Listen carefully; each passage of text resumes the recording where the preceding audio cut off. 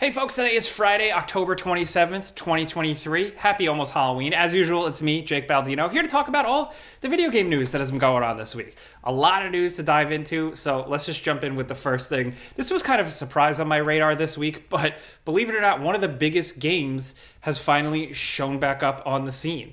It's Star Citizen, but not actually Star Citizen. As you probably know, the game has broken like record crowdfunding milestones. The game has raised millions and millions of dollars, but that game still isn't out yet. But the single player component of it, titled specifically Squadron 42, has been in the works for so many years, and now we're finally getting a look at it. And it looks pretty cool. This is the single player full adventure campaign for Star Citizen. It's its own thing, Squadron 42. And after 11 years, the developers are now saying that the game is feature complete and entering into its polish stages, if you want to believe that. And this is crazy because it's another part of the Star Citizen thing that has just generated so much money and has become such a big, endless thing. I mean, the game has Gary Oldman, Mark Hamill in it. It's got like, lady from X-Files. People are going to get so mad that I forgot her name.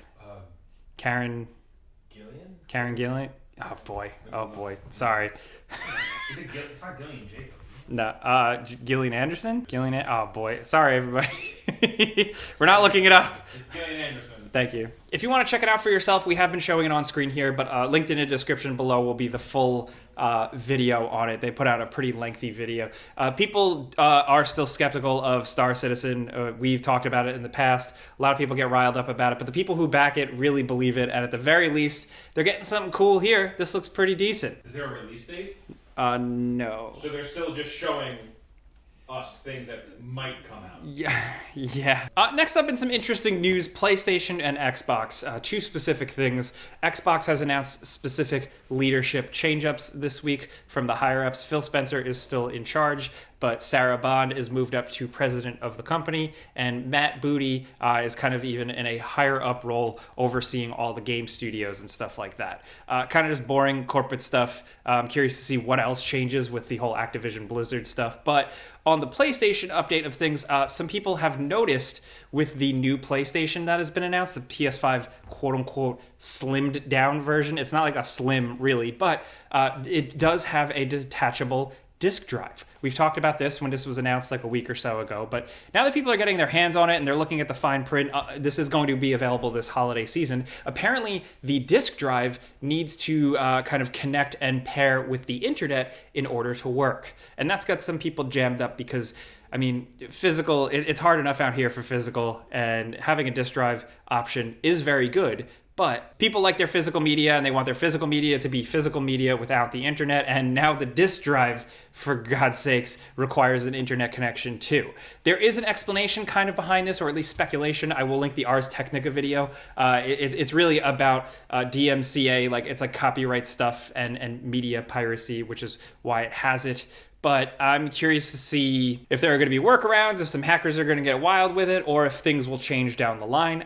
I don't know for sure, but again, at the very least, I like having the option of having a disk drive. I don't want disk drives to go away quite yet, specifically because we have a lot of physical games here. Next up, of course, it wouldn't be a Friday show without a game delay, or sort of. So Skull and Bones still isn't coming out.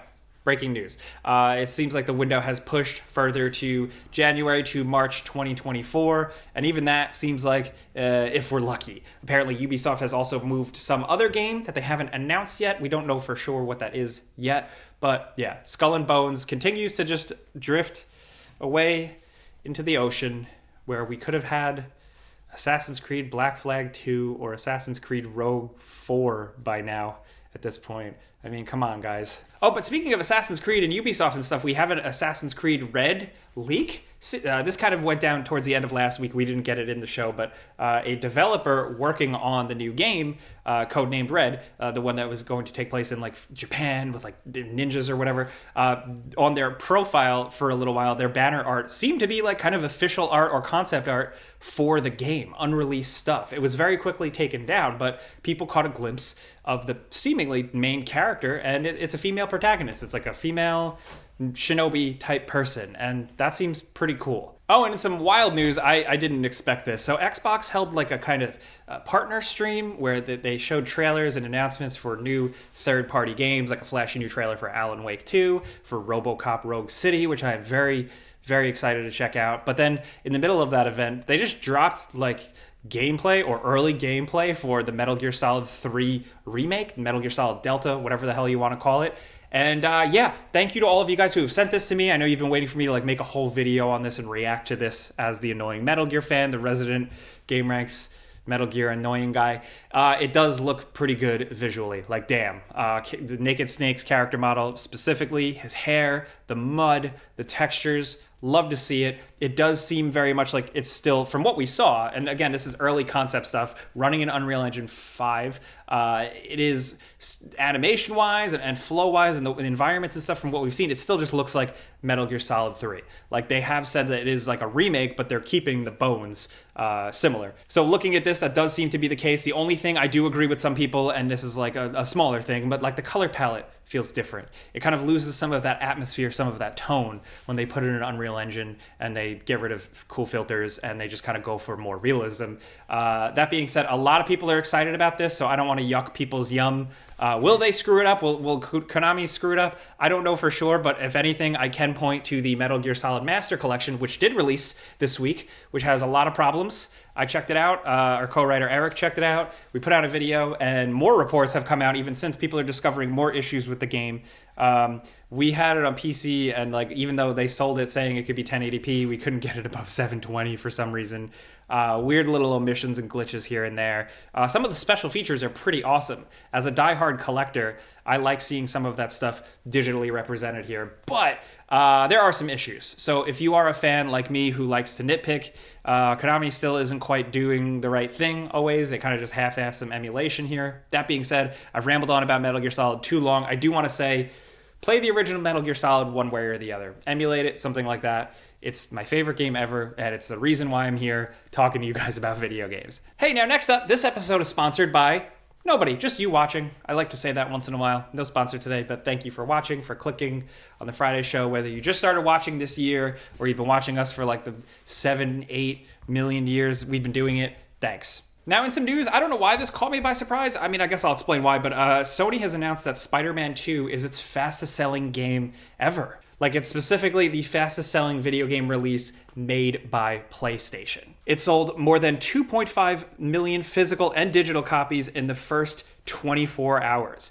I think what this says is that, I don't know what this says. People really like Spider-Man. Damn. Good game. Really liked it. Wish the story was a little longer and some things here and there. But yeah. What I am happy about the most, though, is that because of this being a success, it's a success specifically, in my opinion, because Insomniac understands Spider-Man. They're telling stories to me that kind of like speak to me more as somebody who likes some of the comics and stuff. So love to see that. Also this week, a couple of things. It released at the end of last week, but Super Mario Wonder is out. People seem to be absolutely loving that. And along with that, the Finals has a new open beta. This is running till the beginning of November, like November 5th. And we jumped into it last time, and it was pretty cool. And now there's like a new mode and more to do. So this is on PC and console if you're looking for something to play amongst all the other million games there are to play right now. Also releasing this week, Alan Wake 2. I reviewed it. I put out the before you buy. Absolutely loved it. I find it to be like the perfect game for this season. If you're looking for like a fall, autumn, Halloween, spooky season game,